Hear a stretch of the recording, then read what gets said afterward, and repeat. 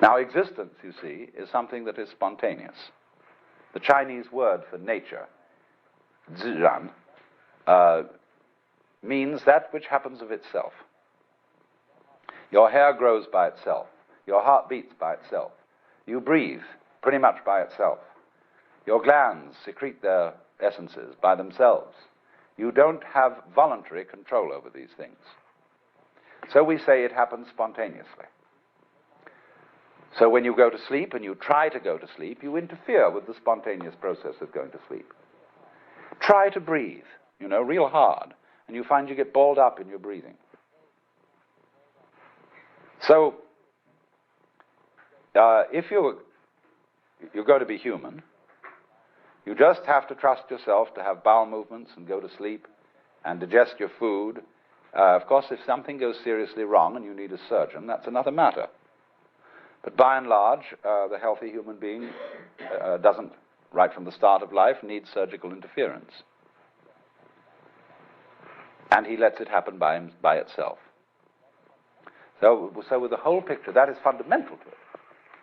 You've got to let go and let it happen, because if you don't, you're going to be all clutched up. You're going to be constantly trying to do what can happen healthily only if you don't try. But we have a strange anxiety in us that if we don't interfere, it won't happen. And that's the root of an enormous amount of trouble.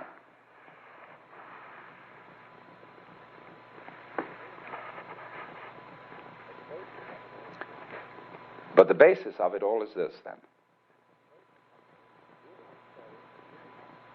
If we say, you must survive, or I must survive, life is earnest, and I've got to go on,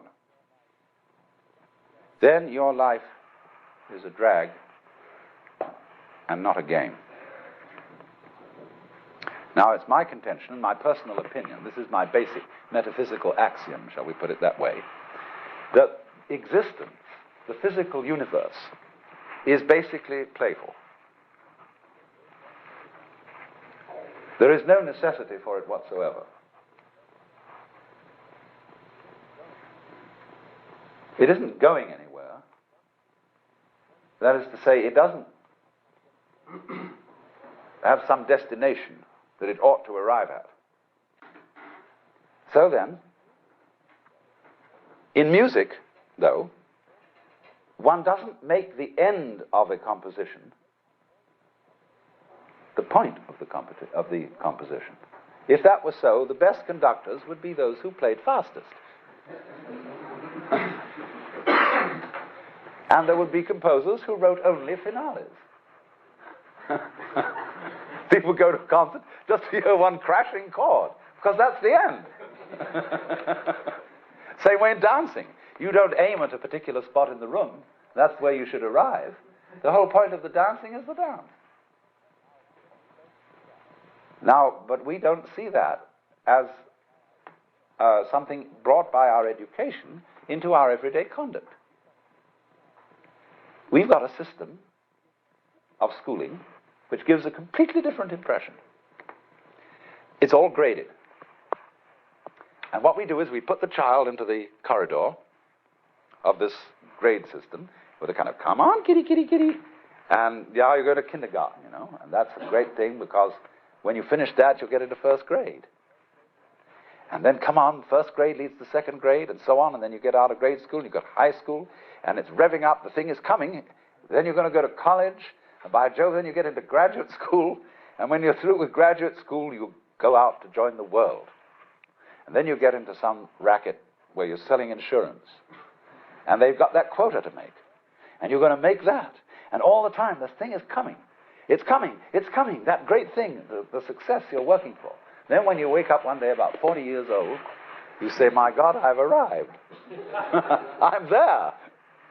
And you don't feel very different from what you always felt. And there's a slight letdown because you feel there's a hoax. And there was a hoax, a dreadful hoax. They made you miss everything by expectation. Look at the people who live to retire and put those savings away. And then when they're 65, they don't have any energy left, they're more or less impotent, and they go and rot in an old people's senior citizens community. Because we've simply cheated ourselves the whole way down the line. We thought of life by analogy with a journey, with a pilgrimage, which had a serious purpose at the end, and the thing was to get to that end, success or whatever it is, or maybe heaven after you're dead. But we missed the point the whole way along. It was a musical thing, and you were supposed to sing or to dance while the music was being played. But you had to do that thing. You didn't let it happen. And so, in this way, the human being sometimes becomes an organism for self-frustration. Let's take Korzybski called man a time binder. That means that he's the animal peculiarly aware of the time sequence. And as a result of this, is able to do some very remarkable things. He can predict. He studies what's happened in the past, and he says the chances are so-and-so of that happening again. So he predicts. Oh, this is very useful to be able to predict, because that has survival value. But at the same time, it creates anxiety. You pay for this increased survival ability involved in prediction by knowing that in the end you won't succeed. You're all going to fall apart by one way or another. It might happen tomorrow, it might happen 50 years from now. But it all comes apart in the end.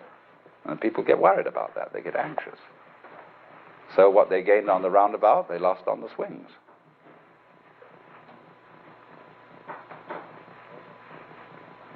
So then, if you see, on the other hand, that existence, this is, as I said, my basic metaphysical assumption, which I won't conceal from you, that existence is musical in nature. That is to say that it is not serious. It is the play of all kinds of patterns. We can look upon different creatures as we look at different games, as we look at chess, checkers, backgammon, tennis. There's the tree game, the beetle game, the grass game. Or you can look at them as you look at different styles of music, mazurkas, waltzes, sonata, etc., all down the line. There are all these different things doing their stuff. And they're going to-do-to-do-to-do-to-do-to-hoo-de-do-de-do, in different rhythms. And we're doing that. If you were in a flying saucer from Mars or somewhere, and you came and looked, try and make out what was living on this world, from about 10,000 feet at night, or early morning, you would see these great ganglia with tentacles going out all over the place. And early in the morning, you see little blobs of luminous particles going into the middle of them. See? And then in the late afternoon or early evening, it would spit them all out again. And they'd say, well, this thing breathes. And it does it in a special rhythm. It goes in and out, in and out, in and out once every 24 hours. But then it rests a day and doesn't spit so much. It just spits in a different way. That's a kind of irregularity, and then it starts spitting all over again the same way. Well, I say that's very interesting. That's the kind of thing we have. See? This is something that goes this way. You see? Just like music goes. Did you ever see a lady go this way, go that way? That's what it does.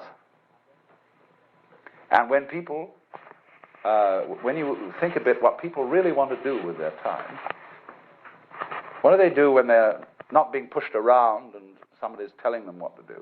They like to go. They like to make rhythms. They listen to music, they dance, or they sing, or they do something of a rhythmic nature, playing cards, or bowling, or raising their elbows. Everybody wants to spend their time swinging. And that's the nature of this whole thing we're in, you see. It likes to swing. That's why it does it.